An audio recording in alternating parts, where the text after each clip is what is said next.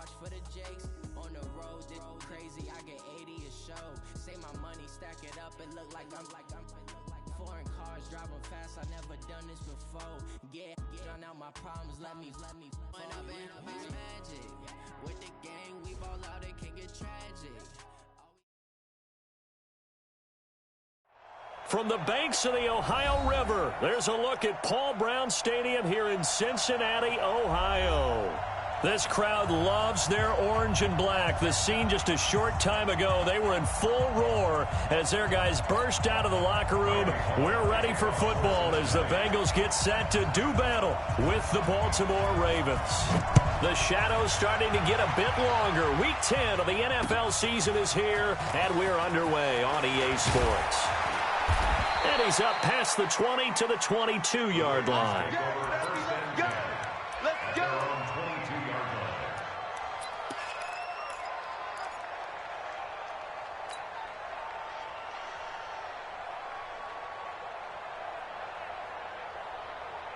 Here we go. Cincy outlaw. 9:54. Melvin Gordon, the two-time Pro Bowler. And, whoa, he's going to hope that that is not a sign of things to come. A rude welcoming to this ball game. Call that a loss of 5 yards on the play. And it'll be a 2nd and long.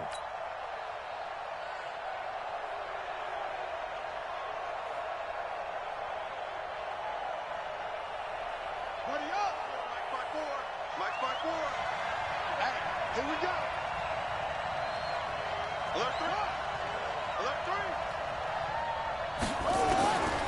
Jackson from the shotgun. Flushed out right. It's brought in here by Willie Snead. And he'll be corralled right around the 34. A big one there for the Ravens. It goes for 18. Well, Snead figures to be an important veteran presence for Lamar Jackson. 2 years ago, it was a disappointing 2017 for Snead. That was in New Orleans. But then had a bit of a bounce-back campaign a season ago in his first go-around with Baltimore. 62 catches, 650 yards. Did have surgery in the offseason on his left index finger, but back to full health and ready to go. On the tackle that time, it's Trey Waynes. Well, we saw him there trying to get it to the outside, trying to get to the perimeter, but not a whole lot of room there. But there's got to be one positive to that. If you keep moving laterally, creases tend to develop as the game moves on, and they can run it back inside later. Here's 2nd and 9, just a yard on that last run.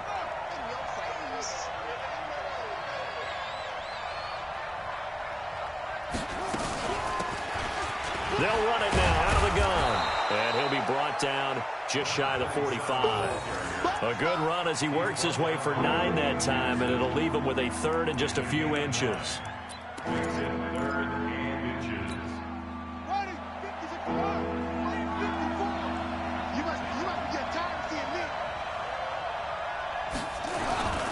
And they'll let their fullback try and push the pile. 3rd and inches, just turn around, hand it to the big guy and let him plow forward and pick up a first down. A lot of people think that the offensive line, they may almost take the play off because they got a big guy back there pushing forward. I think it actually works in reverse. I think they block harder because they love seeing that guy get the ball because he doesn't touch it very often. A pair of first downs gives him a 1st and 10 up at the 44. Now they run from the gun with Gordon. And forget about finding a lane. He barely had time to look up before he was planted in the backfield. That'll be a loss of 4 yards on the play. And that's going to make it 2nd and 14.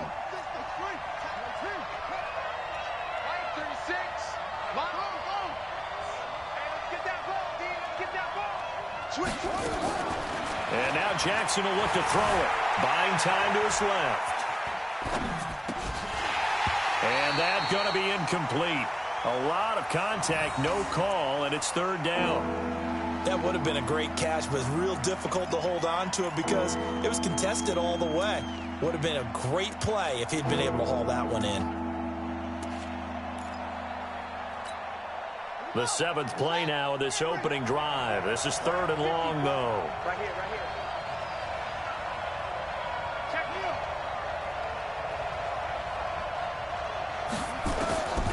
From the gun, it's Jackson. being chased out left.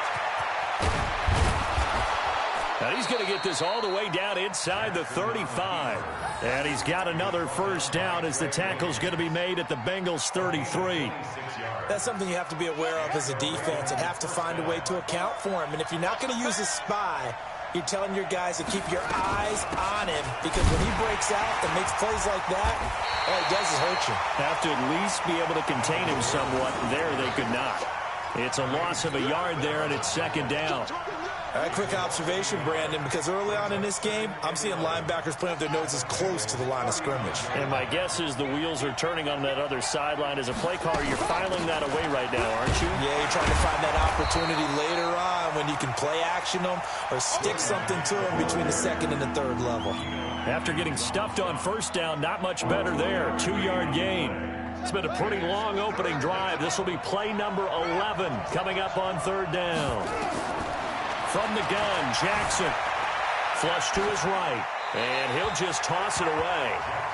So he throws it away, and that brings up fourth down. They went with the dime look that time on defense, just flooded the field with defensive backs, blanketed everyone, took away all the passing angles, thus the incompletion. Tucker's kick is good.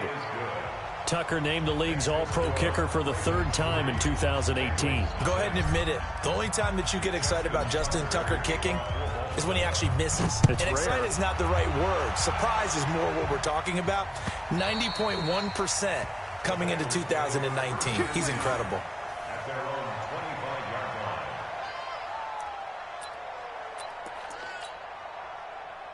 Here we go. Set. 60 Pittsburgh. I got you. This is Joe Mixon, fourth in the NFL in rushing last season. And he is swallowed up right at the line of scrimmage. No gain on the play there. Second down. Second and 10 at the 25-yard line. So after the run for no gain, here's second and 10. Second and 10. This one grabbed by A.J. Green. And they'll get it up just short of the 45 at the 44. 19 yards to pick up there. Move the chains. First and 10 at the 44-yard line. Let's go. 8, read. Exit. Hey, tight end's right. Watch tight end. 5. He'll look to throw. Into heavy traffic, and it's intercepted. Picked off at the 48, and his guys will set up shop at midfield at the 50-yard line. They brought the house that time on the young rookie, maybe a little rattled through the pick. And you have to be prepared for a lot of pressure as a rookie quarterback, because most defensive coordinators are going to test you that way. So when you see that, the ball's got to get out of your hands quickly, and that means your receivers have to understand they have to break off their routes quickly as well. They've got good starting field position as they come up here first and 10, right at the 50-yard line. A running play here on first down is going to go nowhere as he is tackled behind the line of scrimmage. They'll wind up losing 3 yards here, and it'll bring up a second and 13. Double go. That's the way. Shit. Kill.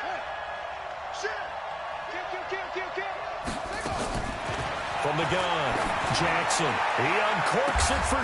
Now that'll be tipped and intercepted. Picked up by Jesse Bates. And his guys are going to take over at the 21-yard line.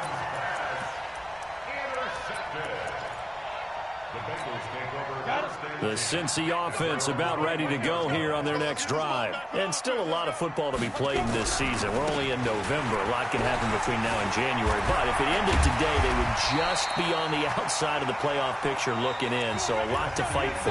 Yeah, wasn't it interesting in our meeting with the coaching staff that they all made sure to let us know, we know where we are right now, but the playoffs don't start tomorrow. We still got some time, and they plan on putting it together, formulating a streak, got the whole month of December still left to play. They think they can get in. And they made it very obvious to us that there's no playoff talk in the locker room right now. It's win this game and look to next week. Excellent focus. Second and 5. Looking for Green, and it's intercepted.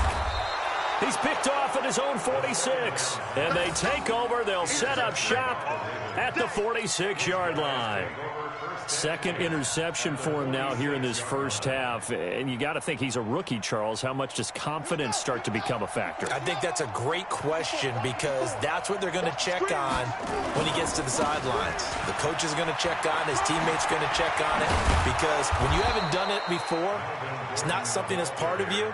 You got to see how you're going to react. Let's see how he bounces back. Yeah, because 2 interceptions for him in college and a half. I mean, that just didn't happen. So they'll come up 1st and 10 now from the 33.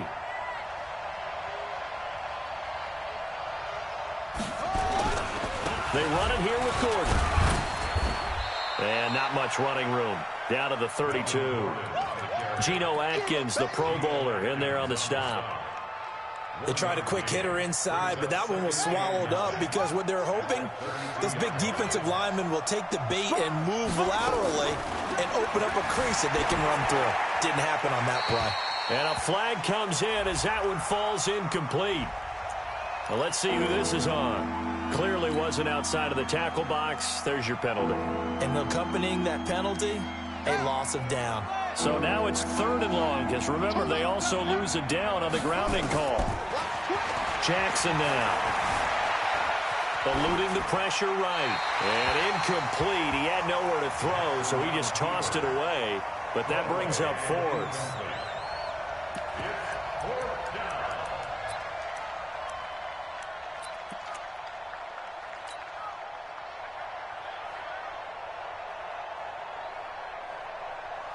Now Justin Tucker. He has hit from 61 in his career, so he has the leg for this.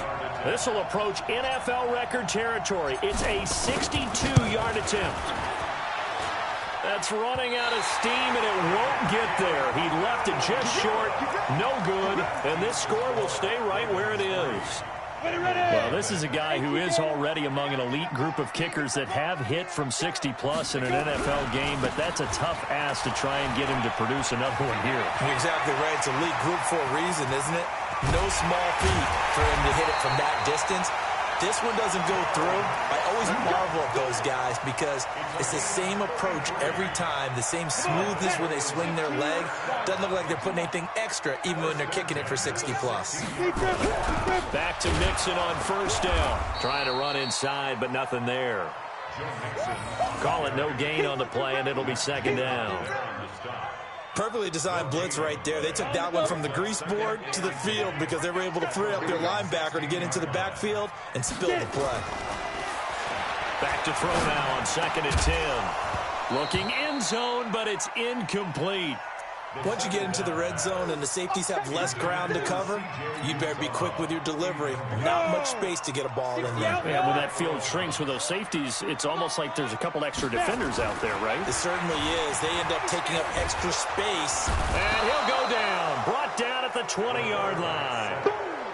Defense went 3-4. They got some push from the inside.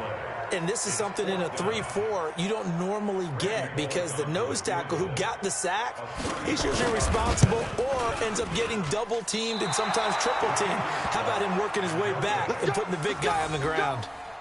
So it's an empty possession, and as a kicker, not the way you want to start your day's work.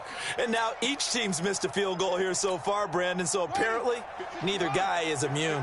Jackson and the Ravens come up now 1st and 10 at their own 25-yard line. They'll start the drive with a run by Gordon. And he's going to be dropped following a pickup of 7 past the 30 to the 32. Despite the blitz, they're still able to pick up a nice, solid gain. The disadvantage of blitzing often alters the normal spacing and run fits and leaves creases like they were able to exploit right there. So they'll come up after the gain of 7 on a 2nd and 3. They'll give it to Gordon out of the shotgun. Doubling this guy has to be a priority before moving up to the next level because the big fella, he just ate that one alive, just stuffed it. In fact, before the game, he was talking to us, and he's like, hey, these pants make me look fat. And we said, nah, man, you're just a whole lot of guy. He is at well over 300 pounds. He's a big man. Hit from behind, and he's going to be driven down. Geno Atkins able to record his 5th sack of the season.